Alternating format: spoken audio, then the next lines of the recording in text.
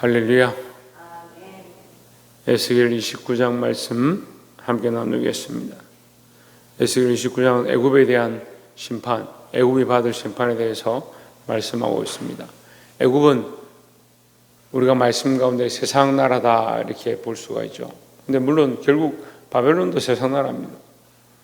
왜 세상 나라냐? 하나님 편에 서지 않으니까 세상 나라입니다. 그런데 이스라엘도 때로는 세상 나라가 됩니다. 왜 그렇습니까? 하나님 잊어버리면 이스라엘도 똑같이 세상 나라가 되는 겁니다. 우리도 마찬가지라는 거예요. 우리가 하나님 바라보면 하나님 편에 서고 하나님의 자녀가 되는데 세상을 바라보고 세상을 쫓아가면 우리도 세상에 속한 자처럼 살게 된다라는 거죠. 늘 깨어서 하나님 편에 서는 자들이 되기를 주의 이름으로 축원합니다. 본문 말씀 보시면 29장 3절에 너는 말하여 이르기를 주 여호와께서 이같이 말씀하시되 애굽의 바로 왕이여 내가 너를 대적하노라. 너는 자기의 강들 가운데 눈 큰 악으라 스스로 이르기를 나의 이 강은 내 것이라 내가 나를 위하여 만들었다 하는도다 했습니다. 제가 이렇게 기억이 나는 것은 어렸을 때 초등학교 때 공부를 하는데 애굽이 문명의 발산지가 되고 그래서 그 강들이 유브라데 강이나 뭐 메소포타미아나 뭐 이런 데 문명이 거기서 발생했다 이렇게 저 들었어요. 그래서 굉장히 문명이 발전하고 전 세계에서 처음 문명이 발원한 지역이다 이렇게 그렇게 공부를 했는데 그걸 공부할 때 제가 고민했던 게 초등학교 때 근데 왜 지금은 애굽이라는 나라가 어디 붙었는지도 잘 모른다. 이제 이집트 어디 있는지도 잘 모른다. 그런 생각을 했어요. 근데 성경을 보니까 이해가 되는 거예요. 그들을 하나님께서 악어로 큰 악어처럼 만드셨고 그들을 그렇게 창조하셨는데 그 강에서 그들이 고기를 잡아먹고 아무도 대적할 자가 없는 욥기서에 보면 이 악어는 아무것도 두려워하지 않고 강하다 이렇게 표현하는데 그렇게 살았는데 뭘 잊어버리냐?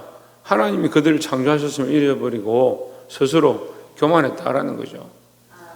결국 바벨론도 나중에 하나님 앞에 쓰임받지만 바벨론도 똑같이 교만해서 하나님 앞에 벌을 받습니다. 우리가 하나님 앞에 교만한 모습들은 정말 내려놓고 조심해야 돼요. 그거 왜 교만하냐? 어제도 말씀을 나눴는데 왜 교만하냐? 참 인생이 우스운 게요. 교만해. 자기가 주인인 줄 아니까 자꾸 교만한 거예요. 하나님이 주인이심을 알면요 교만할 수가 없어요. 근데 인간이요 순간순간 교만해요. 순간순간 교만해서 이 교만을 자꾸 사로잡습니다. 손이 안으로 오그라지는 것처럼 이 교만 때문에 죽는 거예요. 전기 사고가 나면 사람들이 이렇게 감전돼서 죽는다 이렇게 하는데 그 위험한 게 뭐냐면 낮은 전기가 더 위험한 큰 전기는 아예 가까이 안 가잖아요. 낮은 전기 집에서 다리미질 하다가 죽는 사람들이 있습니다. 근데 다리미질 하다가 왜 죽는가? 군대에 있을 때도 몇 명 죽는 걸 제가 봤는데 이 다리미를 잡고 이제 물을 뿌리잖아요. 그럼 물이 이게 바닥하고 잘못하면 이게 아스텐다 전기가 통해버리는 거예요. 다리를 잡고 이게 붙잡습니다. 이게 다림질을 합니다. 그러면 손을 잡았잖아요. 그건 놓으면 좋겠는데 이게 안 놔지는 거예요. 점점 더 이렇게 달아붙습니다. 이게 교만이라는 게요. 인간이 잡으면 잡을수록 더 붙잡히게 되고요. 더 교만하게 되고요. 세상을 사랑하면 사랑할수록 이게 더 붙잡아서 세상에 속한 자가 되어버리게 만드는 거예요. 그래서 우리는 이것을 믿음으로 항상 점검하고 우리가 늘 말씀을 왜 보느냐? 내가 세상에 끌려가고 있느냐? 세상을 사랑하고 있느냐? 내가 교만하지 않느냐? 내가 나의 주인이 되어가고 있지 않는가? 그걸 점검해야 되는 거예요. 말씀을 보면요 내가 하나님의 백성이구나. 하나님 살아계시구나. 그 하나님 앞에 내가 어떻게 하겠는가? 오늘 하루도 하나님 앞에 삶을 맡기고 하나님 나의 주인이시구나. 이걸 보게 하는 것이 말씀을 날마다 보는 것이고 날마다 나와서 우리가 새벽에 제단 가운데 모이는 것이고 하나님 앞에 기도할 때마다 하나님 앞에 서 있는 거잖아요. 그래 이걸 잊어버린 애굽이 이걸 잊어버리니까 어떻게 해요? 망하는 거야. 아무리 그거 악하고 강한 나라고 큰 무명을 가졌어도 결국 망하게 됐다는 거예요. 7절에 그들이 너를 손으로 잡은즉 내가 부러져서 그들의 모든 어깨를 찢었고 했습니다. 이 그들은 이스라엘 말하는 거예요. 하나님의 백성들이 하나님의 말씀을 따라서 예레미야가 예언할 때, 에스겔이 예언할 때, 이사야가 예언할 때 회개하고 돌이키면 되는데 그렇게 그만큼 말씀을 주시는데도 계속 어떻게 하느냐. 세상 나라에 가서 의지하는 거예요. 세상 나라를 의지하니까 뭐합니까? 그 세상 나라가 무너질 때 거기에 그 갈대를 붙잡을 때 애굽을 갈대라 표현하는데 그 갈대를 붙잡을 때 그 갈대가 부러지면서 그들이 손이 찢기고 어깨가 찢어지는 그런 상황이 생긴다는 거예요. 그런데도 우리는 누구를 의지합니까? 하나님 의지하는 것보다 돈을 의지하고 무슨 문제가 생기면 내 방법과 내 방식대로 뭔가 해보려고 하는 거예요. 여러분, 우리가 기도하는 사람들이면 하나님 앞에 나와서 기도한다면 하나님 의지해야 합니다. 우리가 하나님의 자녀라면 하나님 의지해야 합니다. 교만하지 말고 교만이 딴 데 있는 게 아니고 내가 다른 것들로 하나님 삼았다. 다른 것들로 해결하려고 하는 거예요. 무슨 문제가 생기면 돈으로 다 해결하면 돈이 있으니까 괜찮네, 잘 되네. 그렇죠? 무슨 문제가 터지면 내가 말로 잘해서 말을 잘해서 문제를 해결하는 거예요. 그러니까 기도할 게 뭐 있어요? 우리가 하나님의 백성이고 하나님을 의지하는데 문제가 생기면 하나님 앞에 기도해야 하고 상황이 어렵게 해결할 수 없을 때 하나님 앞에 엎드려야 되죠. 그래서 그 상황에 내가 쓰는 일들이 양념이고 하나님 주가 되셔야 돼요. 우리는 세상에 쓰는 그 방식들을 주가 되고 하나님을 양념으로 써요. 그냥 내가 다 해보고 안 되면 나중에 기도합니다. 이 잘못된 습관들을 고치고 하나님을 의지하시기 바랍니다. 그들이 너를 의지한즉 내가 부러져서 그들의 모든 허리가 흔들리게 하였느니라 했습니다. 그 애굽을 의지한 자는 흔들리게 된다는 거예요. 그러니까 우리는 하나님을 의지하는 백성이다라는 거죠. 두 번째 나눌 말씀은 29장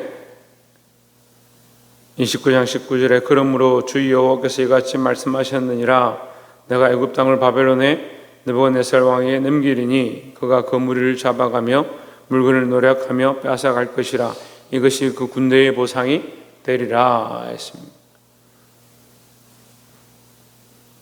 느부갓네살, 이 바벨론이 애굽을 침략해서 애굽의 물건을 빼앗아가는 것이 내가 허락한 바다 이렇게 표현하는 거예요. 그러면 바벨론은 한편에서 하나님이 허락하신, 하나님이 사용하게 하신, 하나님 쓰시는 막대기가 되는 겁니다. 희한하죠? 세상 나라인데 그러니까 애굽이든 바벨론이든 이스라엘이든 하나님 앞에 바로 서 있으며 하나님 앞에 쓰임을 받는 겁니다. 그런데 하나님 앞에 교만하고 자기들이 신인 줄 착각하게 되면 결국 버림을 당하는 거예요. 근데 인생들이 그런 일들을 많이 하는 거예요. 우리가 이 말씀을 교훈 삼아서 이스라엘처럼도 있으면 안 되고 애굽처럼도 있으면 안 되고 바벨론처럼 있으면 안 돼요. 우리가 하나님 앞에 쓰임 받을 때 하나님이 참 왕이시고 하나님 뜻대로 쓰임 받는 존재임을 기억해야 된다는 거죠. 때로는 그렇게 쓰임 받고도 나중에 버림을 당하는 사람도 있어요. 부지깽이란 막대기로 이 바벨론이 쓰임 받죠. 애굽을 치는데, 두루를 치는데, 시돈을 치는데, 이스라엘 치는데 쓰임을 받습니다. 근데 결국 어떻게 됩니까? 쓰임 받고 그 다음에 버리면 된다. 부지깽이로 딱 이 불을 피우고 나서 마지막에 어떻게 해요? 예? 마지막에 어떻게 합니까? 이 부지깽이를 또 불에 넣어버리는 거예요. 이제 불 다 피웠으니까 마지막에 이 부지깽이 불에 넣어버리잖아요. 이 바벨론이 쓰임을 잘 받았는데 교만해가 자기가 하나님 줄 착각하는 거예요. 그러니까 부지깽이 그냥 필요 없다 버려버리는 거예요. 그 땔감을 아무리 잘 때우는 부지깽이면 뭐하냐? 결국 자기도 타버리는 거예요. 우리가 하나님 편에 서 있지 아니하고 하나님의 것이 되지 않으면 벌을 받는다는 거예요. 20절에 그들의 수고는 나를 위하여 하면즉 그 대가로 내가 애굽 땅을 그에게 주었느니라 했습니다. 하나님께서 일하시고 하나님께서 허락하셨다. 하나님께서 뭘 허락하셨냐? 애굽을 바벨론의 제물로 대가로 주게 허락하셨다. 그리고 애굽이 쓰여 있는 것도 이스라엘 나라가 애굽에 들어가서 크게 번성하게 하시는데 그 약속의 땅으로 애굽을 허락하셨고 결국 그들을 진정한 약속의 땅 가나안에 들어가게 하시는데 애굽의 재물을 가지고 사용하셨다는 거예요. 그 쓰임받고 버림을 당한 거죠. 결국은 그들이 이스라엘 백성들을 데리고 있을 때 오히려 하나님을 경외하고 하나님 앞에 나왔으면 큰 복을 받았을 건데 바벨론도 마찬가지입니다. 이스라엘 포로로 끌려갔을 때 다니엘을 통하여 그 세 친구들을 통하여 또한 많은 사람들을 통해서 바벨론이 하나님 믿을 만한 기회가 있었습니다.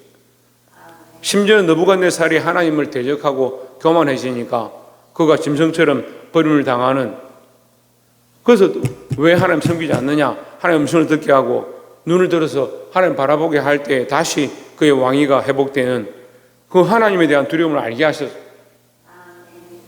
벽에 글이 나타나서 메네메네 데겔 우바르신이라고 글이 나타나서 하나님 알만한 기회들을 되어보니 부족하다라고 하는 하나님 알만한 기회를 계속 주십니다. 하지만 바벨론은 어떻게 합니까? 하나님 안 믿는 거죠. 하나님 떠나고 자기들의 군사력이 너무 강하고 자기들이 세상 가운데 통치자로 서니까 영원할 줄 착각하는 거예요. 여러분 이것을 교훈 삼길 바랍니다. 21절에 그날에 나는 이스라엘 족속에게 한 뿔이 돋아나게 하고 나는 또 내가 그들 가운데서 입을 열게 하리니 내가 여호와인 줄을 그들이 알리라 했습니다. 이스라엘 족속 가운데 마지막 세 번째로 이스라엘 족속에게 한 뿔이 나게 하고, 한 뿔은 뭐냐? 이게 뿔이란 말은 이게 들이받는다, 권세다, 이게 전쟁한다 이런 뜻인데 이게 한 뿔이 난다. 여러 뿔이 나는 것이 아니라 한 뿔이 난다. 하나밖에 없다는 거예요. 이스라엘 가운데 한 뿔이 나는데 이건 예수 그리스도를 상징하는 거예요. 뭐가 나느냐? 예수 그리스도가 난다. 이스라엘 백성 지금 다 찢겼잖아요. 예? 예루살렘 다 황폐하게 되었잖아요. 거기 백성들이 먹고 살기도 힘들 정도로 되었고 거기에 있던 대부분의 백성들이 바벨론으로 끌려갔잖아요. 그런데 거기에 뭐가 나느냐? 한 뿔이 난다. 너희가 다 흩어지고 할 수 없을 그때 너희의 소망이 다 끊어졌을 때 참 소망 대신 예수 그리스도를 너희에게 주겠다 이 말이에요. 우리는 뭘 봐야 돼요? 우리의 참 소망이 예수 그리스도라는 걸 봐야 되는 거예요. 우리에게 다른 소망이 없어요. 그런데 연약한 인생들은 자꾸 다른 소망을 찾습니다. 다른 데 만족을 구하고 다른 어떠한 것들을 즐기려고 쫓아가는 거예요. 우리에게 참 소망은 예수 그리스도고 우리에게 참 희망은 예수 그리스도고 우리에게 참 구원은 예수 그리스도라. 예, 그리스도밖에 없다는 것을 늘 기억해야 된다라는 겁니다. 여러분 오늘도 하나님 우리에게 주신 이 소망, 이스라엘에 희망을 주셨습니다. 한 뿔이 난다.